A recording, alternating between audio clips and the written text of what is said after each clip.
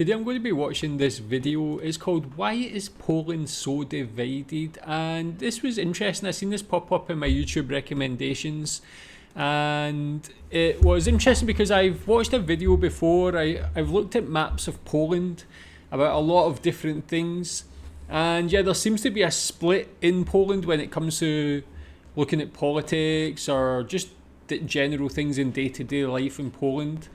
And yeah, I guess it's something you see in a lot of other countries as well. For sure in the UK, there's a split between the north and the north and the south, or even you can just say London and the rest of the country. There's a big split, whether it's economically, immigration, things like that as well. So interested to see why Poland is divided. Let's see, you can tell me what you think. Poland is often described as a split between a wealthier West, nicknamed Poland A, and a less prosperous East. Okay, again, tell me if you see this. I guess we'll find out more why that is in this video, but tell me if you feel this living in Poland. If you live in one of these areas, do you have that perception of the other side? Can you see that? Can you see the reasons why? Poland B. In fact, it's so well known in Poland that people have a phrase for it, widać zabory. Widać zabory. Which means you can see the partitions.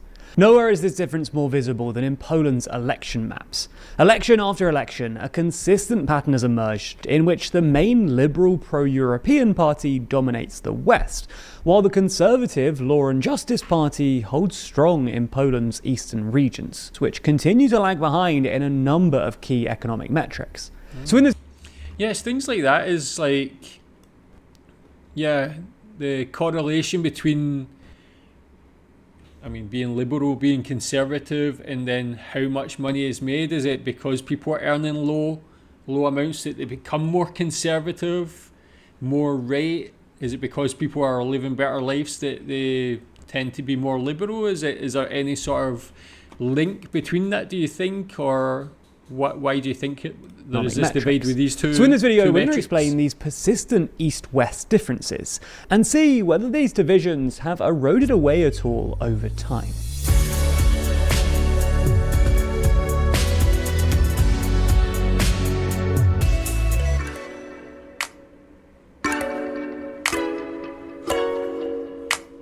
Have you ever wondered how much money TLDR makes each year, or who's funding our journalism? Well, we think that transparency is super important, so we answer both questions in our recent video. It's linked in the description. So, to understand this divide, we need to start with a bit of a history lesson.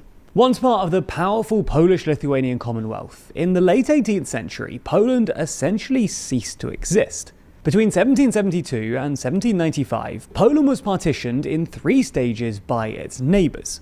The Kingdom of Russia took the western and northern territories, the Russian Empire annexed the eastern regions, and the Habsburg Empire claimed the southeastern lands. For a brief time, Poland was reconstituted as the Duchy of Warsaw, a Napoleonic client state, but this was short-lived.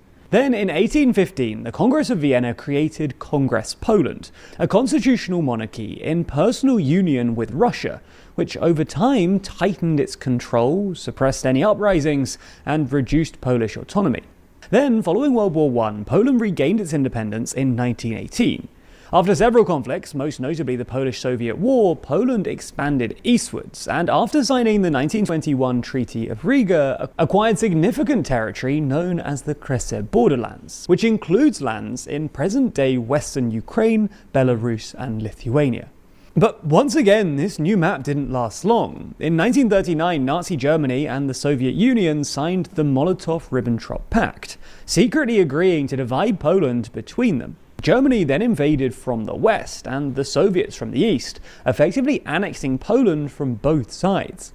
After World War II, Poland's borders were redrawn yet again, this time permanently. The Allies forced Poland to cede its eastern Kresy territories to the USSR. In exchange, Poland was given the former German territories in the west, and the southern East Prussia, home to large cities like Wrocław and Gdansk, effectively creating a new western frontier. One of the major features of this territorial swap was one of the largest forced migrations in European history. Around 5 million ethnic Germans were expelled from the newly acquired Polish Western territories.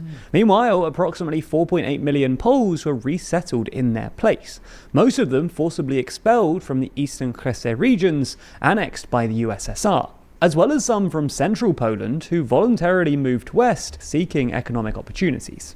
While this process was deeply traumatic for both the Poles and the Germans, it was good for Poland economically speaking, as it inherited a more developed industrialized western region from Germany, which was home to major industrial cities and had already developed coal mines, steelworks, power plants, as well as a super dense rail network. By comparison, the eastern regions have remained largely agrarian and underdeveloped, having been neglected. Yeah, okay, so that kind of makes sense already, that there was some infrastructure already there was infrastructure in the west, less in the east. With like current governments, are they trying to like build more infrastructure in the east, or trying to like put more investment in there to try and balance it out? Is that any sort of aim for the government? Under decades of Russian imperial rule. For instance, there are higher concentrations of asbestos in the east. Yeah, it's like maps like this where I've seen like where like even like things like this. Yeah, I guess it makes sense with how it was managed before, but yeah, seeing that how like stark the divide is quite amazing, quite crazy. Since most of the buildings in the east were built after World War II using cheaper materials, while the west has the older German-era buildings made with more durable construction. This created a clear economic divide, a wealthier industrialized Poland A in the west, and a poorer agrarian Poland B in the east. Now, post-war communist central planning attempted to equalize regional development, and to some extent succeeded, especially in reducing income inequalities. But the West retained a significant edge thanks to its industrial base and infrastructure. After communism collapsed in 1989, Poland's transition to a market economy more than doubled average income per capita. However, the East continued to lag behind. Fewer companies invest or trade real estate in the East, and consumer activity has long been stronger in the wealthier West. This is in part because the West has a more developed banking and credit system. Poles in Western regions are more likely to take on debt, and especially debt in foreign currencies. And while debt might not sound like a good thing, if it's not at dangerous levels, debt is generally taken as a sign of a well-developed economy with a functioning banking system. Income gaps persist too. A 2021 study found that between 2004 and 2016, the wealthier regions like Mazowiecki, home to Warsaw, and others in the West, became even richer compared to the national average in terms of GDP per capita. Meanwhile, poorer eastern and northeastern regions fell further behind. Today, 4 of Poland's 17 regions have a GDP per capita below 15,000 euros, 3 of them in the Far East, well below the national average of around 22,000 euros. While the average monthly gross salary in these eastern regions is around 2,000 zloty lower than the national average. In fact, a handful of poorer rural eastern regions have lost more than a tenth of their population since 2011, as young people move west in search of better economic opportunities, reinforcing the idea of a two-speed Poland, divided starkly among former colonial lines. The East-West divide in Poland isn't just economic, it's also cultural. The East remains traditional and conservative, while the West leans more socially liberal. For example, in Western regions, the share of self-declared Catholics has dropped sharply in the last decade. One reason may be that because much of the West was repopulated after World War II, meaning communities with fewer deep local roots and weaker social ties were created, there's often less community participation, including in church life. This cultural contrast is reflected in the politics too.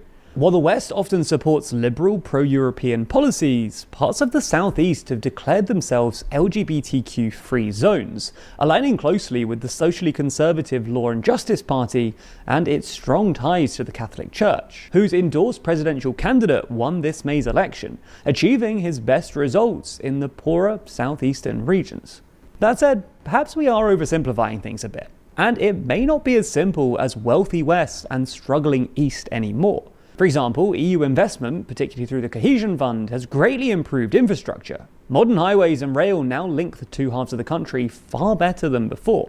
In fact, there's significant variation within the regions themselves, and inequality is obviously not just limited to an east-west axis.